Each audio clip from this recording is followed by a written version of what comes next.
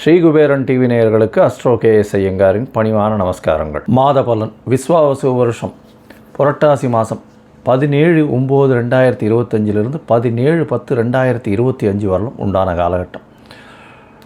இந்த மாதம் மிகவும் விசேஷமான மாதம். தட்சிணாயனத்தில் 3வது மாதமாக சொல்லக்கூடியது பித்திருக்களுக்குன்னே உண்டான மாதம். அதாவது கோவிந்தா மாதம்னு சொல்லுவாங்க. அதாவது வெங்கடேச பெருமாளுக்கு மிகவும் ஏற்றமான மாதம்.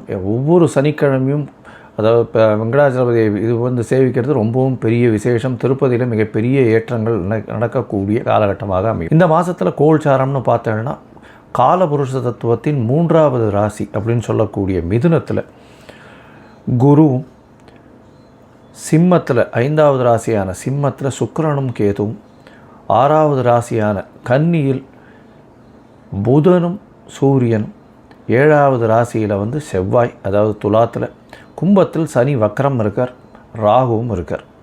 இந்த மாதத்தில் பார்த்தோன்னா வரக்கூடிய மாற்றங்கள் 29/9/2025 புதன் கன்னியா ராசியிலிருந்து துலா ராசிக்கு போகிறார். 8/10/2025 அப்போது வாக்கிய பஞ்சாங்கம் பிரகாரம் புனர்பூசம் 3ஆம் பாதத்திலிருந்து குரு 4ஆம் பாதத்துக்கு கடக ராசியில் போய் அதிசாரமாகி உச்சம் பெறுறார். இந்த குருவினுடைய அதிசாரம் தனியாக வீடியோ போடுறேன், அதை பாருங்கள். ஒரு ராசிக்கும் எப்படி இருக்கும்ன்றது தனியாக போடுறேன். ஏன்னா இது வருஷ கிரகம். கிட்டத்தட்ட ஒரு 4 மாதத்துக்கு மேலே 4-5 மாதத்துக்கு மேலே குரு அங்கே இருக்க போகிறார். ஏன்னா வக்கரகதியும் அடைகிறார். ஒரு 2 மாதம் கழித்து வக்கரகதி அடைகிறார். அதுக்கப்புறம் மிதுனத்துக்கு போகிறார். மிதுனத்தில் வக்கரகதியிலேருந்து திரும்பியும் அவர் இதுவாகி பிப்ரவரி வரணும். இந்த வக்கரகதியிலேருந்து வக்கர நிவர்த்தி பிப்ரவரி மார்ச்சில் தான் வரும். சரி, இந்த மாதத்தில் சுக்கிரனுடைய மாறுதல் சிம்மத்திலிருந்து கன்னிக்கு வரார் 10/10/2025 அப்போது. இந்த மாறுதல்களோடு இந்த மாதம் நடக்கிறது. இந்த மாதத்தில் வரக்கூடிய விசேஷ நாள் அப்படின்னு சொல்லும் பொழுது 21ஆம் தேதி மகாலய அமாவாசை. அதாவது பித்ருக்களுக்கு தர்ப்பணம் கொடுக்க வேண்டிய நாள். பித்ருக்களுக்கு உண்டான அதாவது கர்மங்களை செய்யக்கூடியதும் அதுக்கு இப்போ உண்டான கோவில்களுக்கு சென்று வருவதும் மிகவும் முக்கியம். அன்றைக்கி பித்தர்களுக்கு உண்டான விஷயங்களை மட்டும்தான் செய்ய வேண்டும். புதுசாக ஆரம்பிக்கிறோம், ஏதாவது ஒரு வியாபாரம் ஆரம்பிக்கிறது, படிப்பு ஆரம்பிக்கிறது, அந்த மாதிரியெல்லாம் பண்ணக்கூடாது. அன்றைக்கி பித்தர்களுக்குன்னு சொல்லக்கூடிய நாட்கள். அதனால் அதற்குண்டான விஷயங்களை மட்டும்தான் செய்ய வேண்டும். அதாவது சாப்பாடு தானம் கொடுக்கலாம். ஏழை எளியவர்களுக்கு அன்னதானம் கொடுக்கறது ரொம்ப விசேஷம். இந்த மாதத்தில் பார்த்தாலே நவராத்திரி வருது. முதல் 3 நாட்கள் பார்வதிக்கும், அடுத்த 3 நாட்கள் லக்ஷ்மிக்கும், அடுத்த 3 நாட்கள் சரஸ்வதிக்கும், 9 நாட்கள் மிகவும் ஏற்றமான காலம். கடைசி 9வது நாள் சரஸ்வதி பூஜை, அதாவது ஆயுத பூஜை இதெல்லாம் வரும். அது அதாவது 1/10/2025 அன்றைக்கி சரஸ்வதி பூஜை, ஆயுத பூஜை சொல்லுவாங்க. விஜயதசமி எல்லாவற்றிலும் வெற்றி கிடைக்கக்கூடிய நாள் அப்படின்னு சொல்லக்கூடியது. அன்றைக்கி புதிதான விஷயங்களை ஆரம்பிப்பது ரொம்பவும் நல்லது. அந்த வெற்றி கிடைக்கக்கூடிய நாள் 2/10/2025. புதுசாக எந்த ஒரு விஷயத்தையும் தொடங்கிறதுக்கு ஆரம்பிக்கிறதுக்கு ஏற்ற நாள். இதை தவிர பார்த்தாலேனால் 2/10 அன்றைக்கி அக்டோபர் 2 சொல்லக்கூடியது காந்தி ஜெயந்தி. மேஷம் முதல் மீனம் வரை ஒரு ராசிக்கா என்ன மாதிரியான ஏற்றங்கள், என்னென்ன விசேஷங்கள், மாற்றங்கள் இருக்குது அப்படின்றத பார்ப்போம். விருச்சிகம், விசாகம், அனுஷம், கேட்டை இந்த 3 நட்சத்திரம் 9 பாதங்களை கொண்ட ராசி. ராசியின் அதிபதி செவ்வாய். ராசிக்கு 12ஆம் இடத்துல இந்த மாதம் மொத்தமே இருக்கார். புரட்டாசி மாதம் விஸ்வாவசு வருஷம் 17/9/2025 17/10/2025 வரலும் உண்டான பலன்கள் என்ன அப்படின்றத பார்க்கலாம்.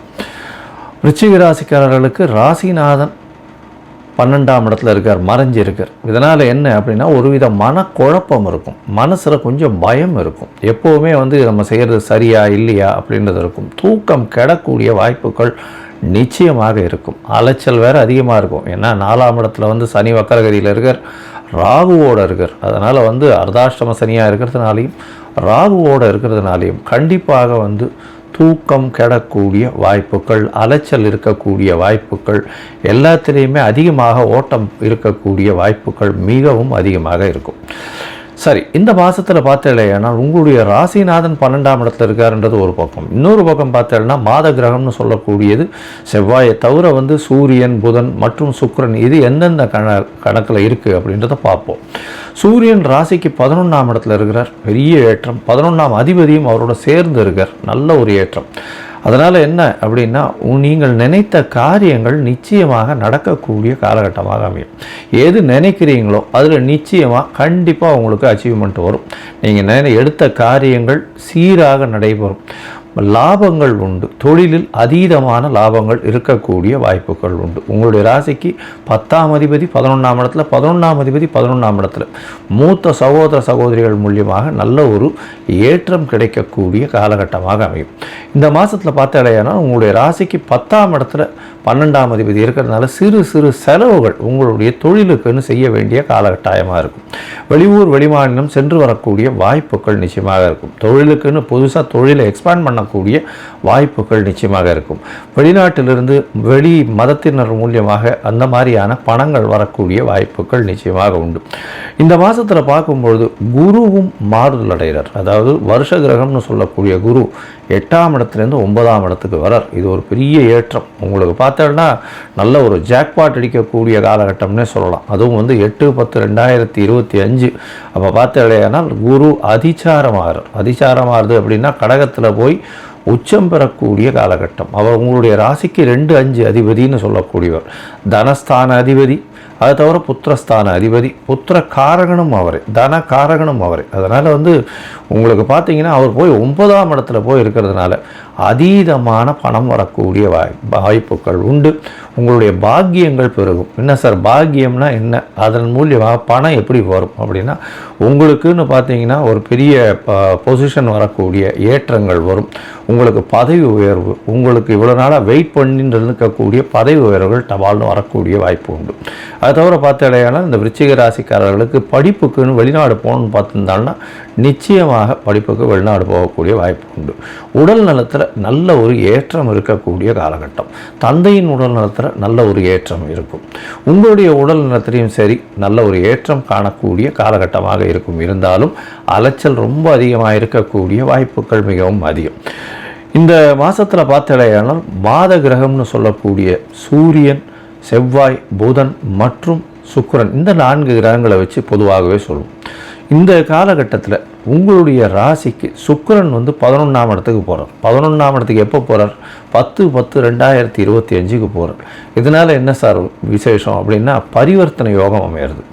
புதனும் சுக்கிரனும் ஒருவருக்கொருவர் பரிவர்த்தனை அடைகிறார். 12ஆம் அதிபதி 11லையும் 11ஆம் அதிபதி 12லையும் இருக்கிறது பரிவர்த்தனை யோகம் அப்படின்றது பேர்.